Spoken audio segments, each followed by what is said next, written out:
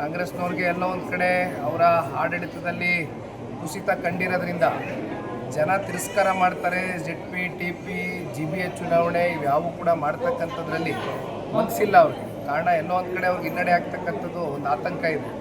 ಆದರೂ ಮುಂದೇನಾದರೂ ಇನ್ನೊಂದು 2 ವರ್ಷದ ಒಳಗಡೆ ಏನು ವಿಧಾನಸಭಾ ಸಾರ್ವತ್ರಿಕ ಚುನಾವಣೆ ಎದುರು ನೋಡ್ತಾ ಇದ್ದಾರೆ, ಕಾರ್ಯಕರ್ತರು ಚುನಾವಣೆ ಪಡೆದಂಥ ಸಂದರ್ಭದಲ್ಲಿ ಕಾರ್ಯಕರ್ತರನ್ನ ಹುರಿದುಂಬಿಸಿ ಅವ್ರಿಗೆ ಅಧಿಕಾರ ಕೊಡಿಸ್ತಕ್ಕಂಥ ಕೆಲಸ ನಾವೆಲ್ಲರೂ ಕೂಡ ಸೇರಿ ಮಾಡ್ತೀವಿ ಅಂತಕ್ಕಂಥದ್ದು ಹೇಳ್ಬೋದು.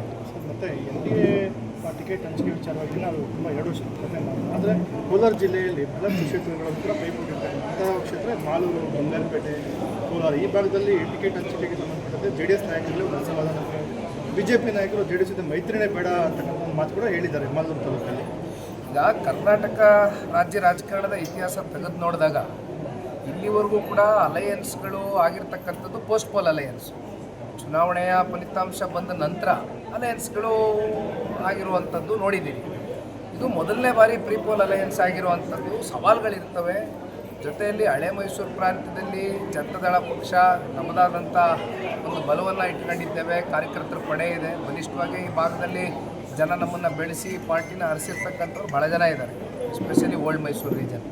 ಹಾಗಾಗಿ ಇಲ್ಲಿ ಒಂದಷ್ಟು ಕಡೆ ಮುಂದೆ ಇನ್ನೂ 2 ವರ್ಷ ಇದೆ ಚುನಾವಣೆಗೆ. ಈಗಲೇ ಕೂತ್ಕೊಂಡು ನಾವು ಆದಿಬೀದಿಲಿ ಚರ್ಚೆ ಮಾಡಿದ್ರೆ ಇದಕ್ಕೆ ಉತ್ತರ ಸಿಗ್ಲಿಕ್ಕಾಗೋದಿಲ್ಲ, ಕಂಡುಕೊಳ್ಳಿಕ್ಕಾಗೋದಿಲ್ಲ.